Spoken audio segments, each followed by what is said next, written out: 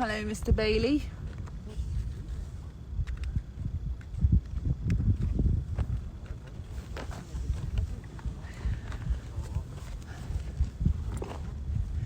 Hi everybody, welcome to tonight's live feed. We're actually going to talk from behind the camera today because we thought we have an extraordinary bird's eye view from up here just below the Mirador de Time. And as night falls, we thought it would be interesting for you to see how the landscape, the colours, and the eruption change as we go through the session today. So we'll just wait another minute or two for everybody to connect up. Remember, as ever, you can put some questions in the box below in the chat, and we'll be happy to help you with it.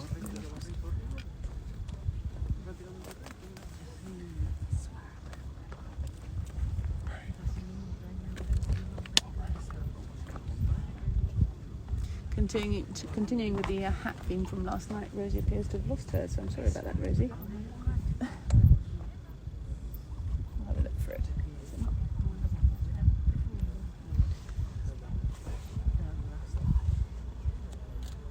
For those of you who were with us last night, as you know, we were on a rooftop not far from the volcano, and we had an amazing photographer with us called Samu, and I've just put one of the short videos that he filmed on the rooftop when he was with us last night, and we're basically trying to make that really go as far and wide as possible and see if we can get some bidders, some buyers for some of his material. We'll be buying obviously some of his material, but he has a house here locally which is being threatened by the lava, so we offered to buy some of his shots, and actually what he wanted is for us to make a donation to the charities here that he collaborates with, which of course we will do,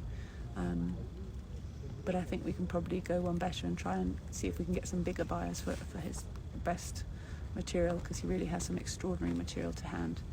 He is also flies a drone, which isn't flying at the moment obviously because the airspace here is restricted. He's got an official license, but once the airspace here over the affected area opens up, he'll be able to collaborate with people for that as well. So we just want to make sure people are aware of that. So if you go to our Instagram page, at the latest reel that we've posted, we've put his handle on there as well, so you can have a look at his work that he's been putting up there. He's an extraordinary photographer and an extraordinary human being, I think, as well. We found that, didn't we, guys? So as ever, we got some of our interns here with us. We've got Rosie. Hi, Rosie. Hi. And we've got Ben. Hello, everyone. And I think they're going to start us off with an update with what's been going on today, and take it from there. Yeah, so hello everyone, welcome to the live stream. So we left you on a bit of a cliffhanger yesterday, really. We were hearing that the lava was getting close to the sea. Not sort of sure where it was, and well, sort of as expected, maybe an hour or so after we went off air, the lava did just that, and we were lucky enough to be down in the port in Tazacorte, which is just along the coast, and we were actually able to see the first few minutes of the lava going into the sea, which was quite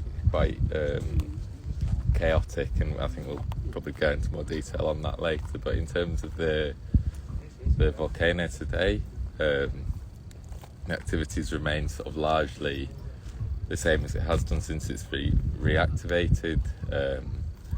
Sort of where the lava's been going into the sea, we've seen a visible sort of white plume all day, and I think I saw estimates that the sort of lava delta, the platform it's creating out into the sea, is now about 500 metres long, and up to 40 metres thick, which is just amazing to think that this time yesterday there was just sea and sort of no lava there at all.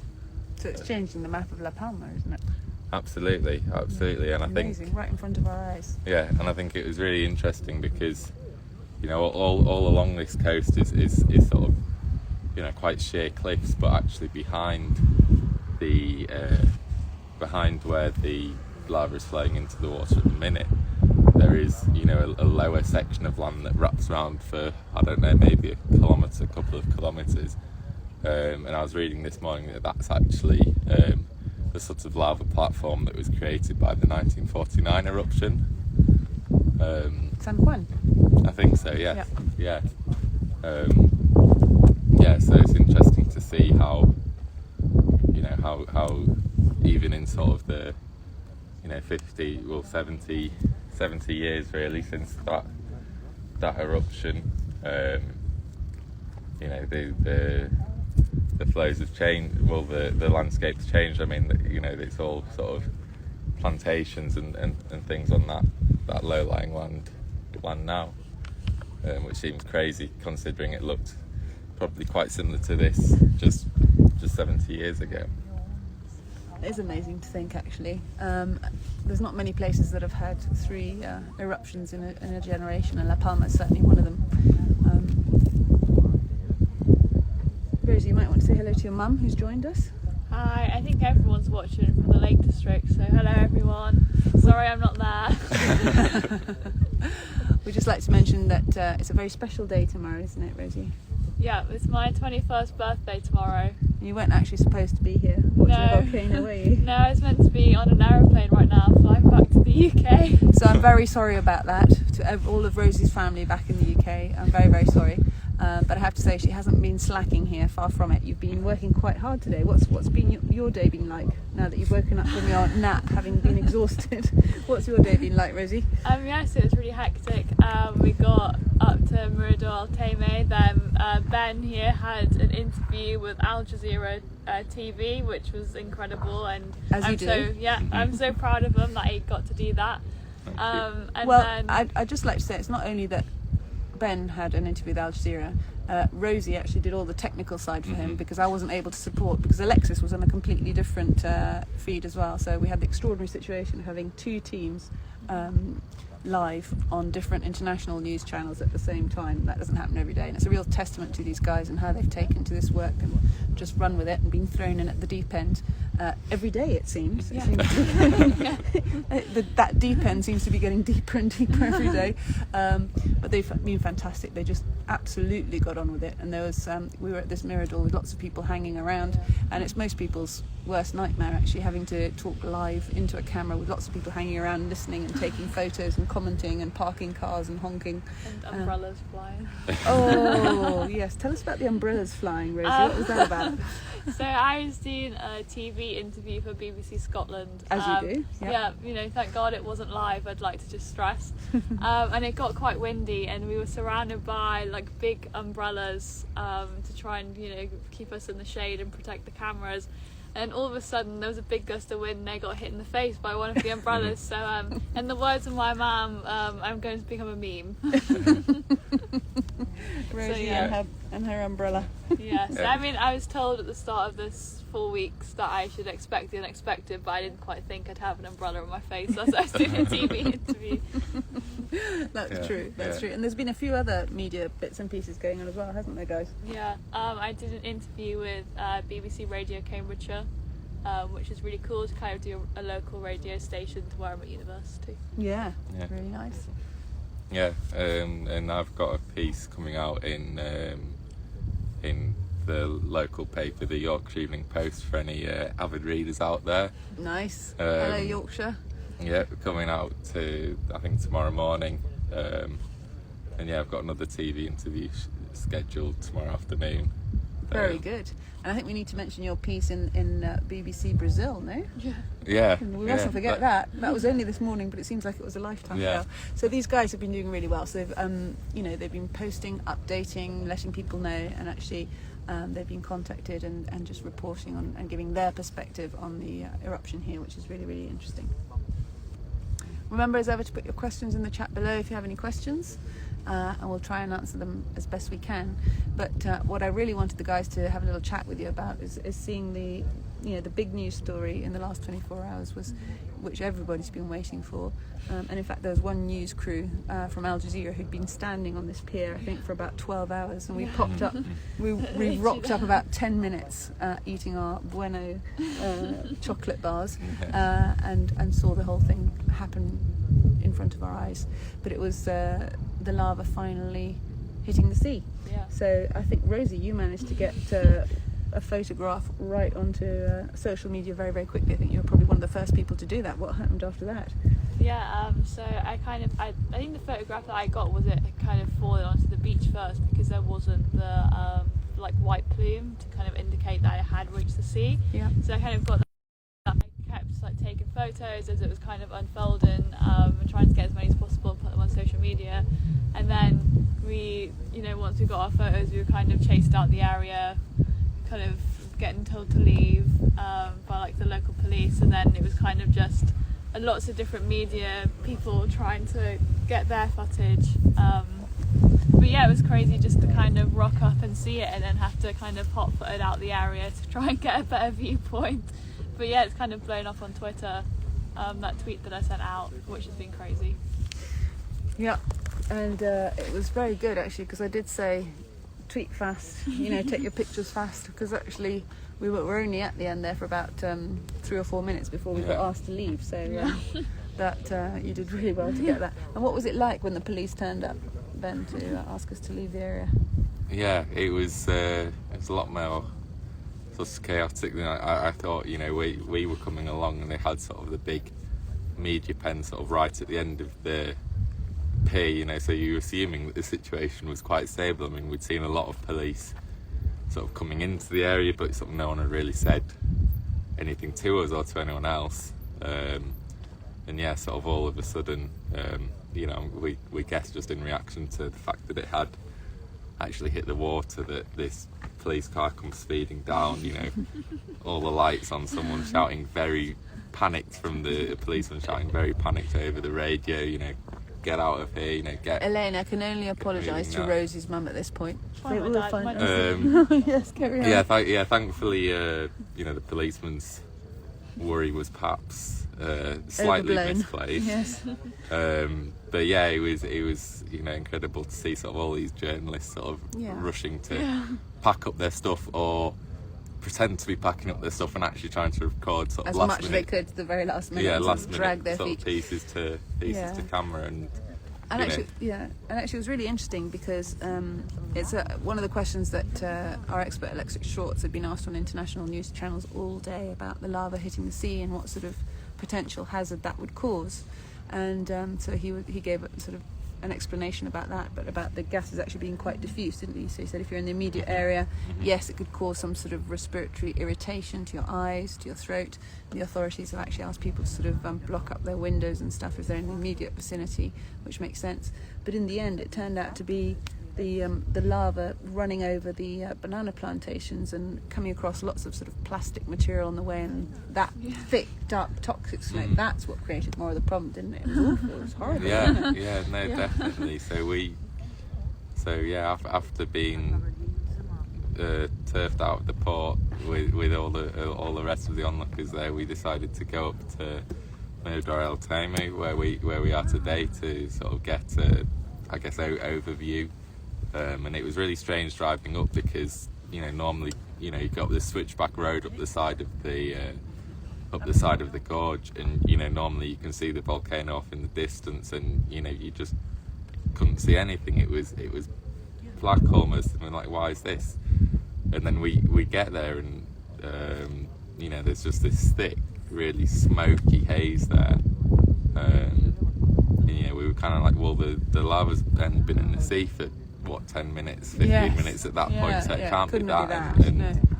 And actually the smell of it was that thick, acrid, disgusting, burning plastic smell, wasn't it? And actually I think the climatic conditions were probably against us as well, because instead of having this lovely breeze dispersing anything, down in the town below us, there wasn't much of a breeze at all. There was sort of inverse conditions, and it just really sort of hung around, didn't it? So we just got out the car, I think, took a couple of photos and just set off home, and luckily we're staying somewhere quite far away from here, so we were fine once we got home. But yeah, it's just interesting actually, because it wasn't a hazard that had been identified in advance of this eruption, No. wasn't it? And when you look down now, it just seems so obvious. I know it's dark now, but during the day, there are so many of these banana plantations in the way. So the other thing that Alexis was saying is that the lava's gone around the southern flank of the mountain in front of us, Montaña de Todoque, but it was starting to snake around or make its way around the north, and if it does that, it'll encounter a few more of those banana plantations, won't it? So we might have a bit more of an issue with those. Houses like kind of on that flank as well. Yeah. So obviously it would cause further destruction if it kind of hits those houses. Yeah. Which is what we don't want to see. Absolutely. So what we're hoping is that the lava will just keep running around the channel that it's now created to the sea and just, dump onto that area just off the coast, correct? Yeah. So fingers crossed that's what happens. But there has been some more activity south of here, hasn't there, that people are keeping an eye on? Isn't that right, Ben? Yeah, so sort of over the last sort of 2 or 3 days, there's been sort of a bit of a seismic swarm, which we sort of mentioned. In the Fuencaliente area, just a few kilometres south of sort of where the eruption is at the minute.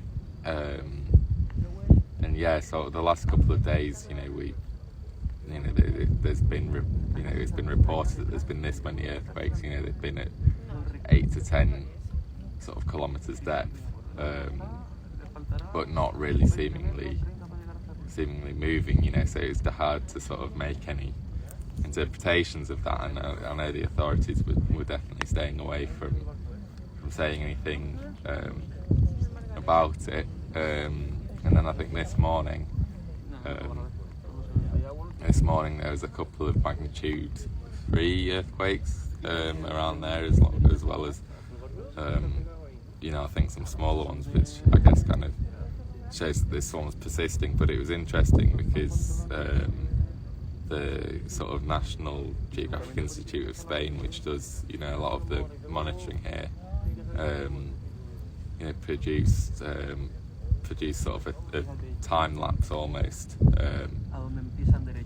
this afternoon of the earthquakes. So it was an animated graphic, wasn't it, showing the migration of the swarm? Yeah, but interestingly, they'd sort of started it, before this eruption started, in mid-September, and it was interesting to see because, the seismic activity, the seismic swarm that ultimately led to this eruption, actually started in a very similar place in a very similar depth to where these latest earthquakes are.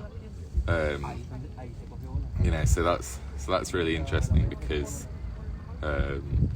it suggests, because a few people have said, oh, does this mean there's going to be a new sort of fissure opening up south, a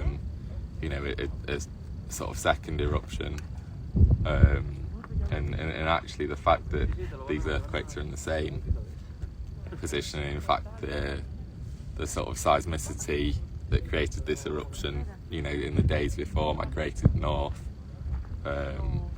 It's hard to draw any, concrete conclusions. Obviously, anything's still possible, but it does look at this stage, more likely that the seismic swarms we're seeing south of the current eruption are due to sort of the re-injection, I guess, of magma into the current system feeding the eruption, rather than into sort of a new system that would produce an eruption elsewhere. So that's obviously a theory, and we're not in a position to sort of course, confirm that, but it's certainly a theory. It could, and it could mean obviously that this has a while to go yet, if that were the case.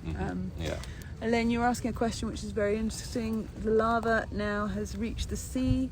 Are there explosions expected in the afternoon, and has the activity subsided following the connection with the sea? That's a really interesting question, because I think you would almost sort of say at the moment that it has sort of, it's maybe not the right word to use, guys, and you'll correct me, I'm not a scientist, but to me it looks like it's sort of stabilised. In other words, it's found its channel, it's still erupting, and it's finding its way down into the sea. So it's not, it seems to be, it's almost like a sort of forest fire that you seem to constrain into an area. You haven't put it out, but it's sort of constrained. Is that right?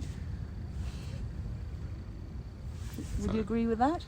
Sorry, yeah. It's sort of stabilised. Sorry, Rosie's showing a photograph of her family. Oh, are they listening to us from home? Oh, nice. Hello, everybody.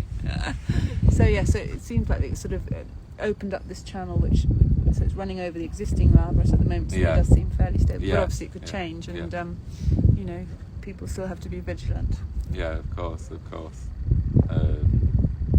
And yeah, in terms of the point, you know, on explosions, you know, it's definitely something that, you know, that does happen, although, you know, they are usually,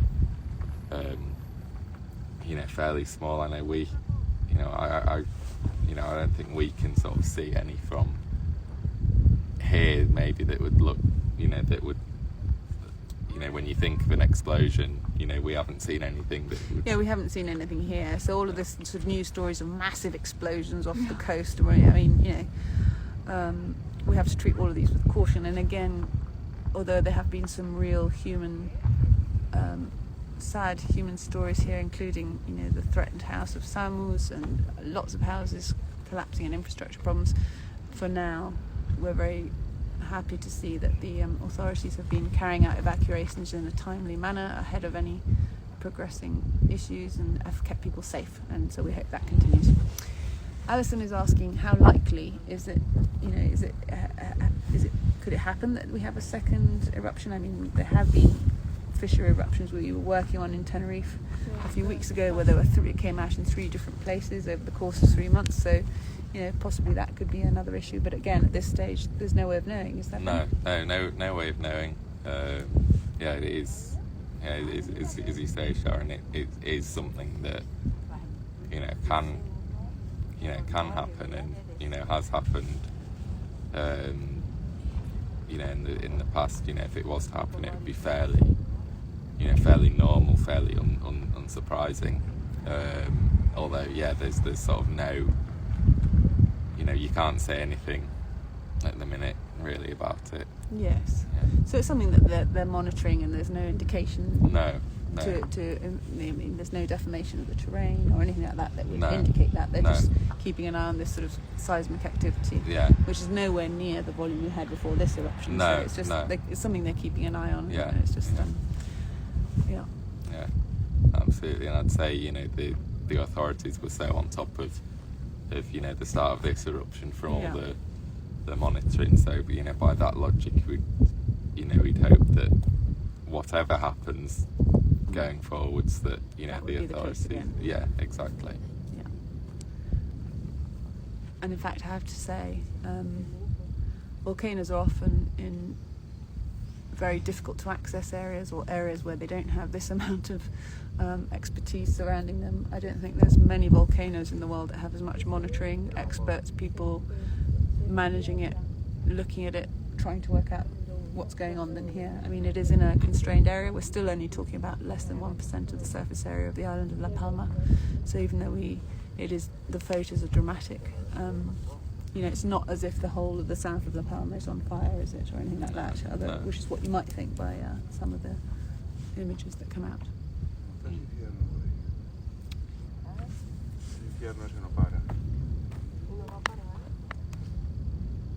Brilliant. Well, I think this nighttime view is dramatic, because you can really see on the left of your screen, you can see the volcano erupting and all the lava curling down the flank and dropping into the sea to the right of the screen. We've shared, I just wanted to remind everybody who's with us today that we've shared this extraordinary video taken by Samu. We were with Samu last night on his rooftop, and he very kindly allowed us to do our live feed from there last night. And Samu, his house is unfortunately currently threatened by the lava, so we're hoping it won't collapse, but we offered to buy some of his images from him, just to help him out. And actually, he said he doesn't want us to buy his images, but he would like us to make a donation to some of the local charities that are working here in La Palma. And he personally is very active in helping these charities. In fact, his daughter had been down at the pavilion below us, helping to sort out the clothes and the donations, because people have been collaborating here. They're extraordinary, and he's in a much better position than we are to know where it's best to make donations and to help out. So what we've done is we've actually put on Instagram a partial copy of one of the videos that he took with us last night. So if anybody out there has connections who are looking for high quality images from an extraordinary close but safe distance from the volcano, either he has got a huge lens, hasn't he? I mean, it was almost a telescope here on the end of his camera, so he wasn't in any danger filming them. But you know, some of the images that he has, I haven't seen anything of that quality out there. So we're really trying to get some buyers for his films and his photographs, so that those donations can go to the charities here in La Palma. Because I think a lot of the news outlets have done, you know, they've run a lot of footage and a lot of news time about what's going on here. But it would be good if they put something back in and help the people of La Palma. And right now what we don't need is masses of people descending on the island while this emergency is going on. But if perhaps we can support people like Samu and the amazing work that they're doing, and get buyers for his work, which can then go towards these charities, that would be really fantastic. So have a look at our Instagram video, share it far and wide, see how far it can go. You've got Samu's handle on there, and we'll see if we can get a buyer for that. That'd be fantastic, and help them out here. My email's on there as well, so email me directly over the next day or two if you have any further suggestions, because we really want to make sure we do what we can here to support, but not get in the way. And we thought this was a way we could really support and use the channels that we have open in terms of social media and getting the word out. That would be great. Cancelos, chimichurri. Hello, nice to see you. Still the best chimichurri this side of from Uruguay to here. Hi. If anybody has any questions, we'll be here for another 5 or 10 minutes. We just wanted to let you see the developing, well, spectacle isn't the right word, because it sounds like it's something amazing. Well, it is amazing, but in all sorts of different ways. But it looks very different now than it did in the daytime, doesn't it, Ben? Yeah, absolutely. Just the glow as it comes into night time is just, you know, so different. And coming from the central vent, you know, it's just a constant stream of black ash all throughout the day. You know, you were half thinking, is it just ash? You know, is there actually any lava coming out of there? And obviously now you can see, see the fountains in the central vent, which really. And we can only see part of them from here, can't we, from this angle? Because some of them are actually sort of sloped down the other way, so we can't see the whole stream. Yeah. It's quite difficult to get into a position, because of course we can't go round to the other side. A lot of the access is closed off, and we don't, we want to keep it a safe distance. But actually, if we could actually see this from above, the channel would be quite a bit wider than it appears from here, would it? Yeah. So I think the lava flows at their widest point are sort of almost 800 metres 800 wide. metres wide, really? I've heard. Wow. Not the, obviously, as you can see from the colours, sort of only a small portion of them are active, at least on the surface. There may still be material moving within them, as we sort of discussed on previous nights. Sort of as sort of successive flows go on top of each other, at different times you've got different parts of the flow active.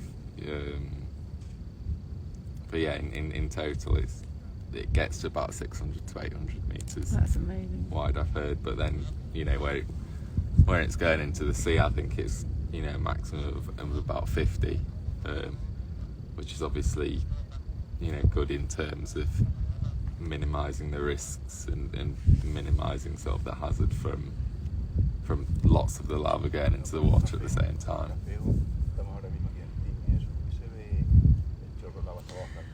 So there's a great question here from Tamsin, actually, and it's a question that we have been asked before, but we'll go very quickly through it again because it is interesting.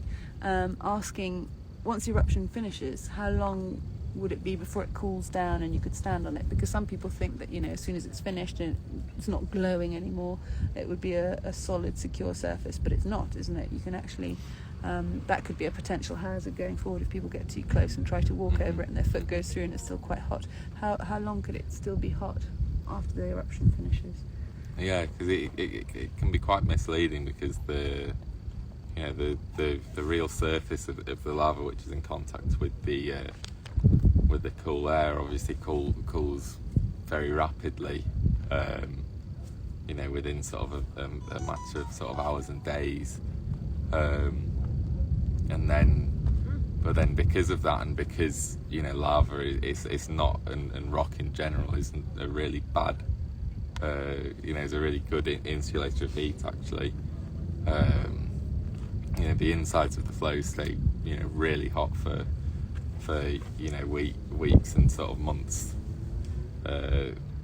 afterwards, so the lava may look cool, but you can step on it and it's very unstable. It can cracks form, and you can it can collapse very, very easily, even if it looks all cooled and secure. So obviously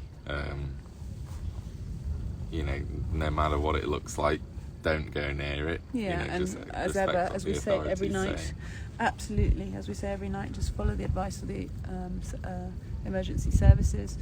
Throughout this event, we've obviously always kept a safe distance and not gone, tried to sort of go around anywhere that was not a permitted area, and they're there for a reason. So if anybody is listening to this and they're actually in Palma, please be very respectful of the work the emergency services are doing. They're working around the clock. As part of our volcano stories, we have been interviewing some of them, and they're exhausted. They are emotionally and physically exhausted. It's now day 10 and they've been working at a very high rev, and we are full of admiration for them, actually. So we just want to say that, and just make sure that people are just aware that there's a lot of people from a lot of different backgrounds, different islands, different parts of the country that have come in, and they're all helping out and doing their best. And I don't think you guys realised how many different types of emergency services there were in Spain, to see all the various cars going through and the different logos, and we're going to get round and try and talk to most of them, well, as many of them as we can, just briefly, just to get their sort of testimony that we can share with them about this extraordinary situation that they find themselves in La Palma.